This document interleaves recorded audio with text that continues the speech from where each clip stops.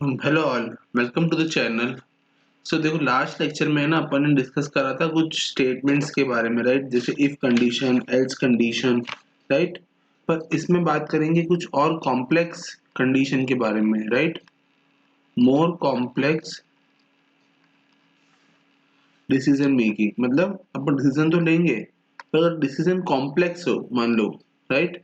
तो उस केस में अपन कौन कौन से ऑपरेटर्स या फिर स्टेटमेंट्स यूज कर सकते हैं in the use case, right?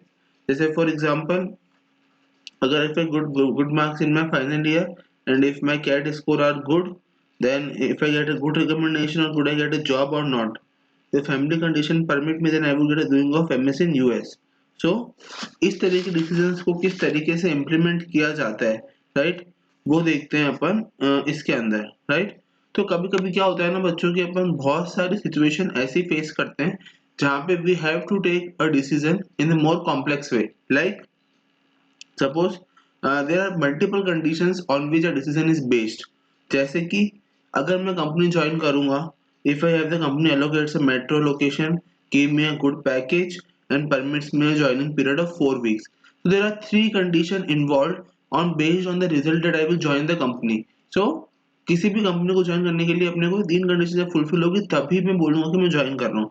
So when there are multiple conditions in actions and situations, so उस चीज को हैंडल करने के लिए we have a tool named logical operators. Logical operators एक ऐसा टूल है जो बेसिकली यूज होता है सी प्रोग्रामिंग के अंदर to handle such kind of complex decision making, right? So basically तीन लॉजिकल ऑपरेटर होते हैं, एंड, और, एंड नॉट. बेसिकली इसको बोलते हैं एंड, और नॉट. यहाँ पे डॉट होता है, राइट? इस तरीके से. सो एंड, और नॉट. तो बेसिकली ये क्या काम करते हैं, एक साथ एक या दो से अधिक कंडीशन को, टू कंडीशंस को एक साथ एवेल्युएट करने के काम आते हैं, राइट? इस तरीके से. तो सपोज एक एग्जांपल लेते हैं, just give me a moment. देखो, अपन ने एक एग्जांपल लिया कि अपने पास को गिवन है the marks obtained by a student in 5 subjects are input through keyboard, right? अब स्टूडेंट को जो है ना बच्चों, स्टूडेंट को परसेंटेज, मैं कह रहा हूँ कि जो परसेंटेज है वो स्टूडेंट को इस तरीके से मिल रहे हैं कि अगर ग्रेटर देन इक्वल टू 60 है तो फर्स्ट डिवीजन, 50 और 59 के बीच में है तो सेकंड डिवीजन, 40 और 49 के बीच में है तो थर्ड डिवीजन, और 40 के नीचे चले गए, suppose less than 40, less than 40, less than 40, मतलब फेल, राइट? तो ये कंडीशन है. और इस कंडीशन के अंदर अगर सपोज करो,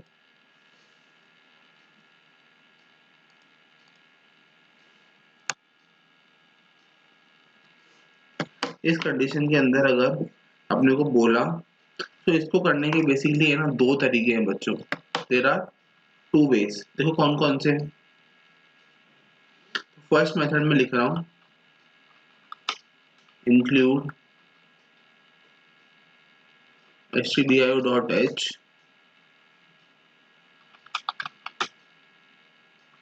int main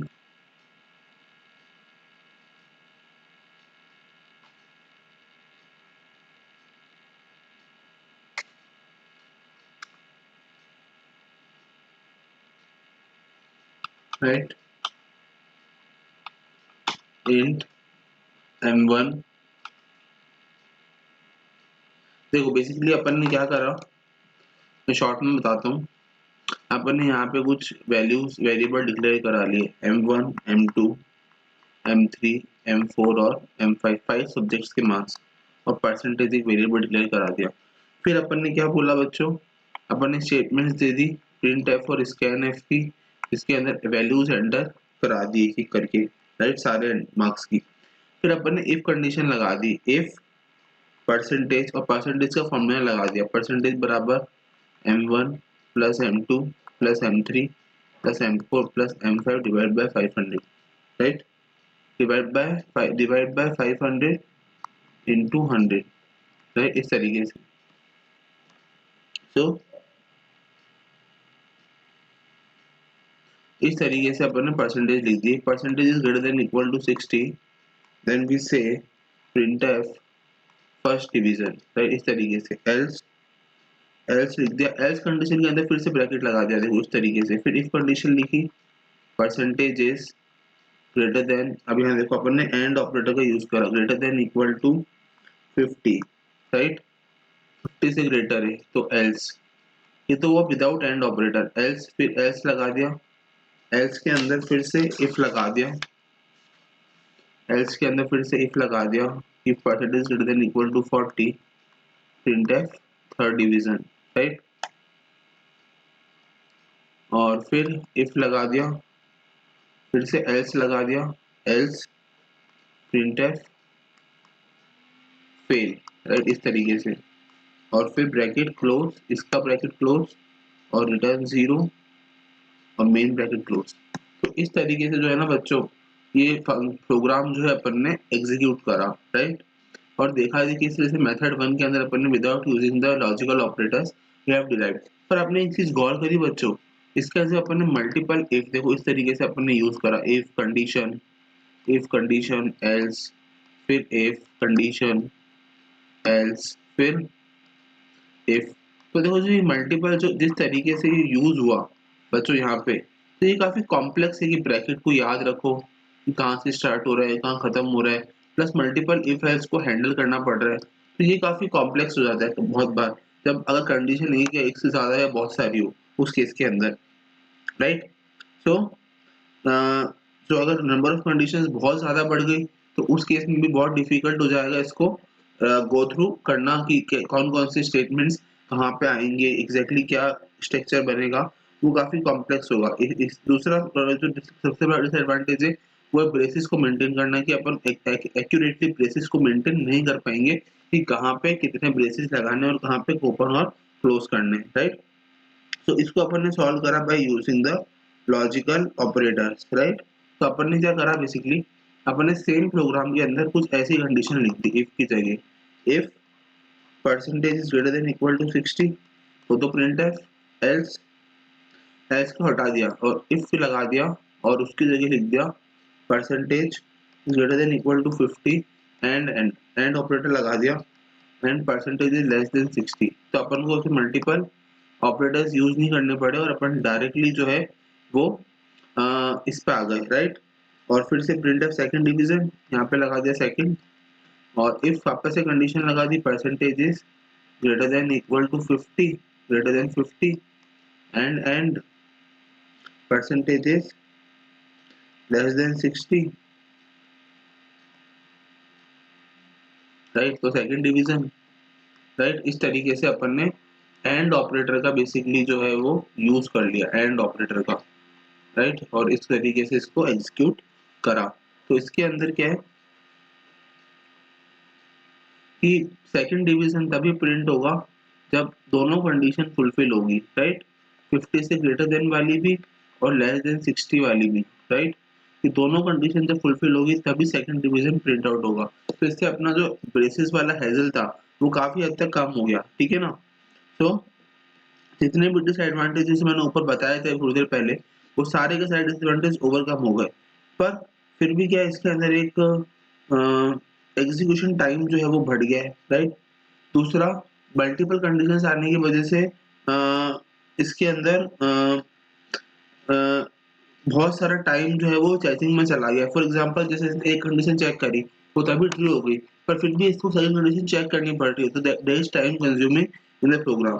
तो उसके लिए अपने पास बेटर अप्रोच क्या है बच्चों, अपन ने इफ लिखा, एल्स लिखा और इफ लगा दिया एल्स के आगे। तो इफ कंडीशन चेक हुई, अगर ट्रू हुई तो ठीक है, नहीं हुई तो इफ एल्स, और फिर भी नहीं हुई तो एल्स इफ वापस से, और फिर एल्स। तो आखिरी में जब सारी कंडीशन चेक हो जाएगी तो कोई भी ट्रू नहीं है तो वो डायरेक्टली एल्स पे जंप कर जाएगा। तो इस केस में अपने को काफी ज्यादा सहूलियत जो है वो देखने को मिलेगी। It becomes very much easy to run this type of program. So we have identified the problem and see the three best cases, out of which this one is the best case. This one is the best case of solving the problem which is required by the else if clause basically. ठीक है, फिर बात करते हैं use of logical operators की, right. Yes no problem, तो वो किस तरीके से सॉल्व आउट होगी, वो किस तरीके से सॉल्व आउट होगी, राइट। सो देखो,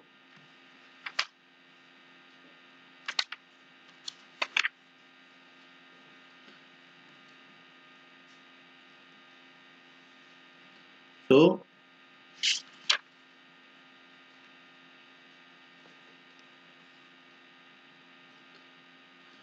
सपोज कोई किसी केस में क्या होता है ना, we have to require the answer as yes और नो बेसिकली, कि वो यस हो रहा है या नो हो रहा है, आंसर अपने पास यस नो में आना चाहिए। तो उसके लिए लॉजिकल ऑपरेटर्स जो है अपन यूज करते हैं, तो वो ऑपरेटर होता है बेसिकली और ऑपरेटर। मैं आपको एक क्वेश्चन देता हूँ, आप उस क्वेश्चन को थिंक कीजिएगा और सॉल्व कीजिएगा, ठीक है ना। जैसे क्वेश्चन है, अ कंपनी, उसको लिख लेते हैं बेटर रहेगा, राइट। तो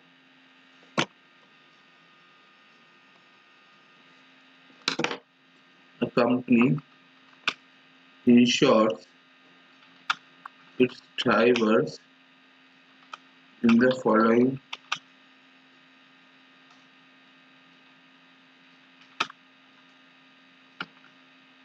cases, ठीक है।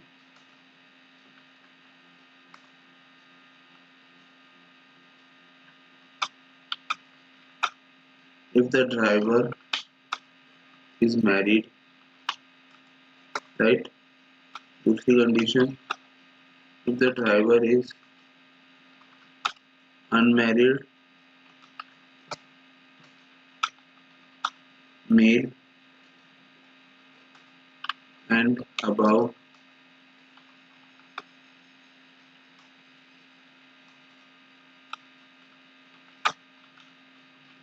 30 years of age,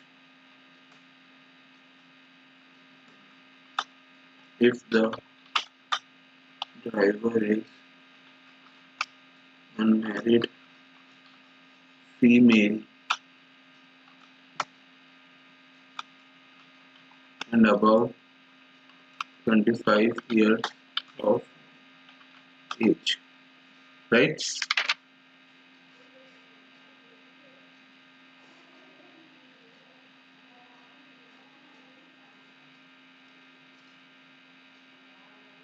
और इसके अलावा बेसिकली क्या कह रहा हूँ मैं, कि अगर इसके अलावा ड्राइवर इंश्योर्ड नहीं है, अगर ये कंडीशन फुलफिल हो रही है तो ड्राइवर इंश्योर्ड है, अदरवाइज नॉट। इसके अलावा ड्राइवर इंश्योर्ड नहीं है, अगर ये कंडीशन सेटिस्फाई हो रही है तो इंश्योर्ड है।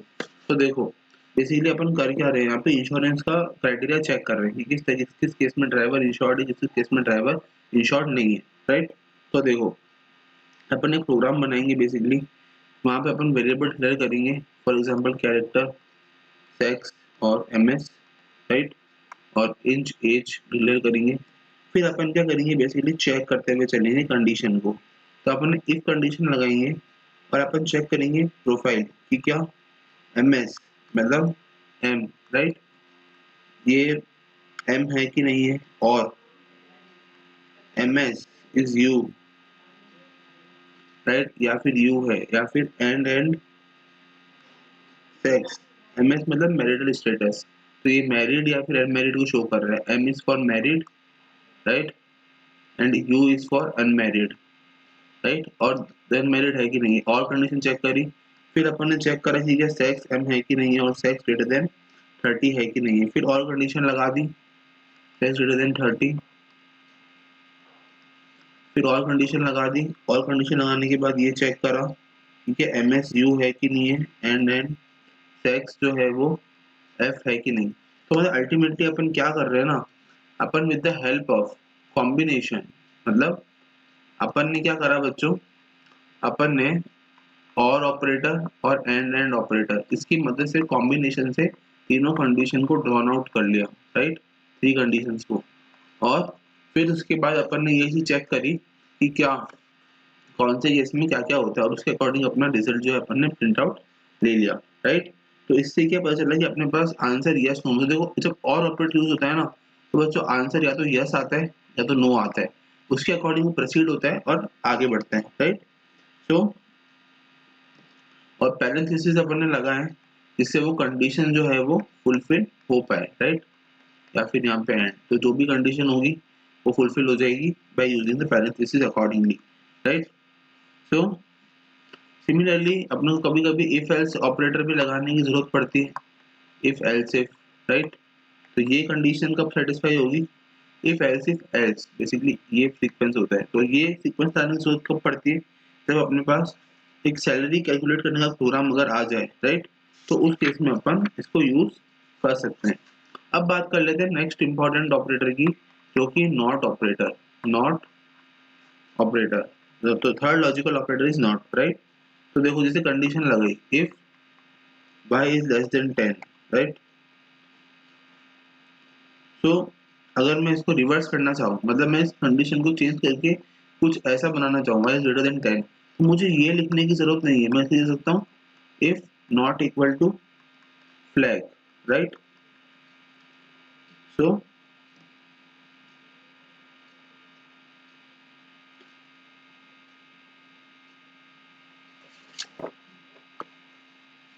या फिर जैसे मैं इसको ऐसे लिख सकता हूँ y ग्रेटर देन 10, है ना, तो उसके लिए लिख सकता हूँ if not of y less than 10। तो ये बेसिकली क्या हो जाएगा बच्चों, नॉट ऑपरेटर का यूज इजीली कर सकते हैं। अब जरा बात करते हैं कि लॉजिकल ऑपरेटर्स की टेबल किस तरीके से वर्क करती है। जैसे मैंने बनाया X Y operand, not X not Y, X and Y, और एक्स और वाई। देखो जो टी है वो ट्रू इंस्टॉल हो रहा है, एफ जो है वो फॉल्स के लिए वैल्यू कर रहा है। तो अगर मैं बोलता हूँ एक्स फॉल्स है और वाई भी फॉल्स है, तो नॉट एक्स ट्रू होगा, नॉट वाई ट्रू होगा, एंड वाई, तो एंड मतलब दोनों कंडीशन फॉल्स है तो फॉल्स और में भी फॉल्स, राइट, इस तरीके से। अब अगर बात करूँ एफ टी, देखो कंडीशन क्या क्या हो सकती है, F T, right, F T, T F और T T, right. F T जी केस में क्या होगा, not T not Y, X is and Y, तो दोनों में से कौन सी कंडीशन ट्रू होगी, तो ये एक कंडीशन फॉल्स हो गई तो फॉल्स, और दूसरा एक्स और वाई में ट्रू, राइट।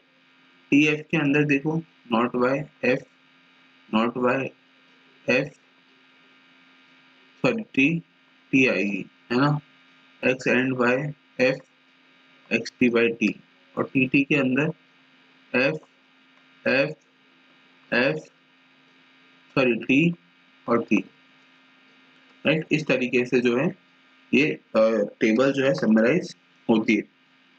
अब बात कर लेते हैं हिरार्की की।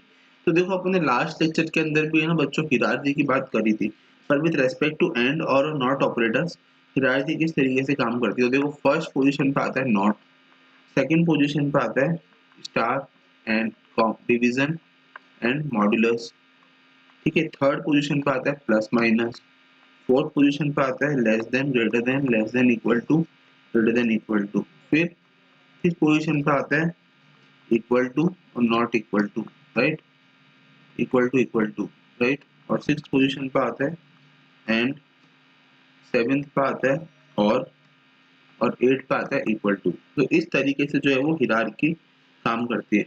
यहाँ पे देखो ऑपरेटर्स पता ही है आपको सारे, अपन ने अच्छे से स्टडी करे लास्ट लेक्चर्स के अंदर। ये लॉजिकल नॉट है, ये नॉर्मल है, मल्टीप्लिकेशन डिवीजन मॉड्यूलस, ये सबट्रैक्शन एडिशन है, ये यहाँ पे रिलेशनल ऑपरेटर है, रिलेशन बताते हैं, यहाँ पे असाइनमेंट है, और रिलेशनली एक तरीके से रिलेशनली कहेंगे इनको, रिलेशन बताते हैं। ये लॉजिकल एंड है, ये लॉजिकल और है, ठीक है, और ये वाला असाइनमेंट ऑपरेटर है, राइट। इस तरीके से ये ऑपरेटर्स जो है वो फिगर आउट होते हैं। अब बात कर लेते हैं कंडीशनल ऑपरेटर की। तो ये सबसे इंपॉर्टेंट ऑपरेटर है कंडीशनल ऑपरेटर। देखो बहुत बार क्या होता है ना कि अपने पास कंडीशन होती है और अपने को उसको बताना होता है, तो अपन उस केस में यूज करते हैं कंडीशनल ऑपरेटर। मतलब कोई एक कंडीशन अगर ट्रू है तो उसके बेसिस पे रिजल्ट क्या हो सकते हैं, राइट। तो उस केस में कंडीशनल ऑपरेटर यूज आता है। देखो उसका सिंटेक्स होता है, इसको कभी कभी टर्नरी ऑपरेटर भी कहते हैं बच्चों। टर्नरी ऑपरेटर, टर्नरी मतलब देखो यूरिनरी, बाइनरी और टर्नरी, तो बेसिकली तीन ऑपरेंड्स है ना, तीन ऑपरेंड्स यूज होते हैं। देखो तो एक्सप्रेशन वन लगा, फिर कंडीशन लगाई क्वेश्चन मार्क्स से, फिर एक्सप्रेशन टू लिखा और इस टू एक्सप्रेशन थ्री लिखा, राइट। तो होता क्या है बच्चों, देखो अगर एक्सप्रेशन वन ट्रू है ना, तो value return will be expression two, right. अगर ये कंडीशन ट्रू होगी, अगर ये ट्रू है तो ये वैल्यू रिटर्न हो जाएगी, पर अगर ये फॉल्स है तो ये वाली वैल्यू रिटर्न हो जाएगी। जैसे एग्जांपल देखते हैं, देखो एग्जांपल बताता हूँ। इंट मैंने लिखा ऐसा फंक्शन, एक प्रोग्राम लिखा int X Y, right. Scanf कराया %d %x, राइट। एक्स को कराया, अब मैंने y की वैल्यू लिखी x ग्रेटर देन 5 कॉमा 3:4, है ना, ब्रैकेट मतलब क्वेश्चन मार्क 3:4। तो x ग्रेटर देन 5, तो क्या x की वैल्यू जो भी अपन इनपुट कर रहे हैं, राइट। तो बेसिकली कहने का क्या मतलब है कि ये x की वैल्यू को 3 इनपुट करेगा if x is greater then 5, है ना। तो ये x की वैल्यू को 3 पुट करेगा मतलब, और अगर x की वैल्यू को 4 पुट करेगा if x is less then 5, y के अंदर, मतलब बेसिकली y की वैल्यू है ये y की वैल्यू है, ये y की वैल्यू को क्या पुट करेगा 3 अगर x ग्रेटर देन 5 है तो, और y की वैल्यू को 4 डालेगा if x is less then 5 या कुछ भी उसके अलावा, राइट। तो इस तरीके से जो है ये काम करता है। सिमिलरली ये काम कैरेक्टर में भी किया जा सकता है, राइट। तो कुछ होमवर्क से समझ लेते हैं। जैसे मैंने लिखा a greater than b, g equal to a, otherwise g equal to b, समझ आया। तो यहाँ पे ये जो है ना,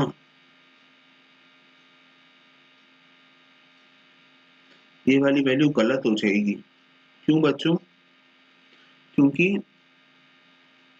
ये वाली वैल्यू में अगर मैंने कुछ मिसिंग है तो ये आपको एल वैल्यू एरर देगा बेसिकली, राइट।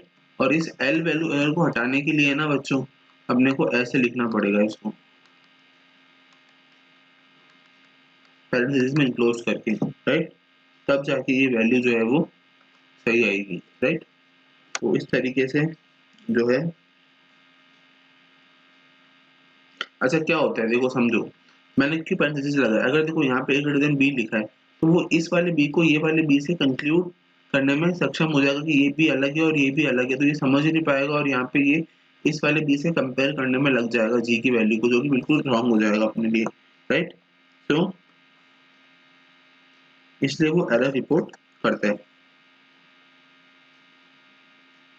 अच्छा कोई पूछे आपसे कि इसकी लिमिटेशन क्या है, तो इसकी लिमिटेशन ये है कि after using the conditional operator we can only what we can only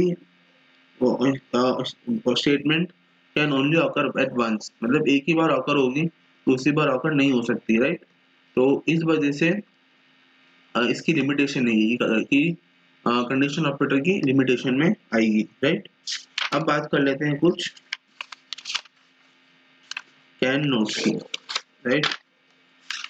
तो देखो जो अपन ने शॉर्ट में पढ़ा है, वैसे जरूरत तो नहीं है, ठीक है ना।